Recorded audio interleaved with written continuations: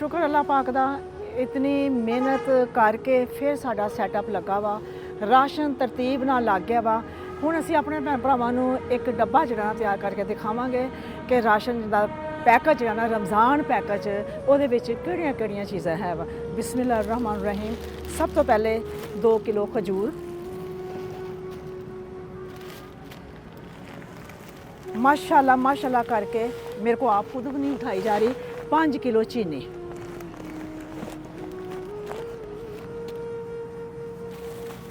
दो किलो चावल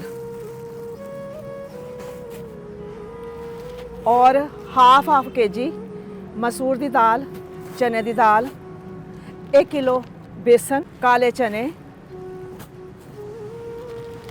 नमक, हल्दी, मर्चां, गरम मसाला, मूंग दी दाल, सफ़ेद चने, सुरख मर्चां, 2 सवैयां दे पैकेट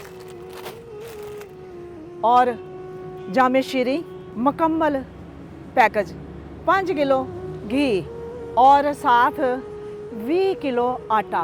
आटा इस वास्ते डिस्पले नहीं किया कि एक तो मौसम बारिश वाला सी ते ओह ना होवे साड़ियां दौड़ां लग जान, बारिश अचानक आ जाए तो साढ़े सारे बच्चों दियां दौड़ां लग जान। असीं क्योंकि असीं इन्हां एक्सपीरियंस तो बहुत गुजरे हुए हैं तो इस वास्ते चावल अपना आटा जिहड़ा ना वो साथ साथ जो राशन जाएगा ना फिर उदों असीं साथ साथ 20 किलो आटे का थैला वो दिता जाएगा जी। ये मूंगी की दाल जे और ए नमक आ ते ए चीनी, ए सारा माशाल्लाह चीनी आ, ए सारी माशाल्लाह खजूर आ, हल्दी आ, काले चने आ और ये सारा माशाल्लाह बेसन आ और ये माशाल्लाह चावल आ,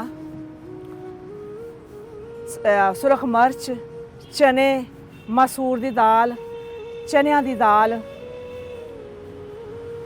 सवैयां, जामे शीरी, लिप्टन चाय, कश्मीर घी, ए बाल्टियां कुछ सानू बाल्टियां च अपना घी नहीं मिलिया फिर असी ये डब्बियां दे विच एक डब्बे दे विच 5 पैकेट आ ते 5 किलो अपना घी आ ते गरम मसाला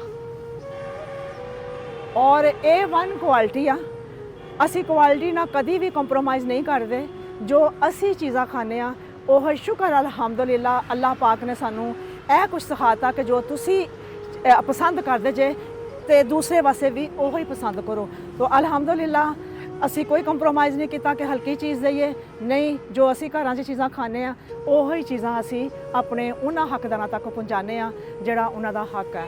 तो अल्हम्दुलिल्लाह शुक्र अल्लाह पाक का ये मतलब एक कंप्लीट होया।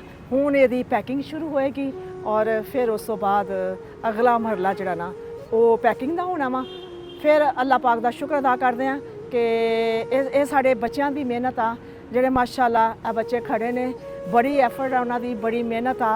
किस तरह जो है ना पहले दुकाना ते जाना, उत्थे सिलेक्शन करनी, फिर उस तो बाद डिलीवर करना, फिर ये पहुँचता वा, फिर डब्बियां की तैयारी।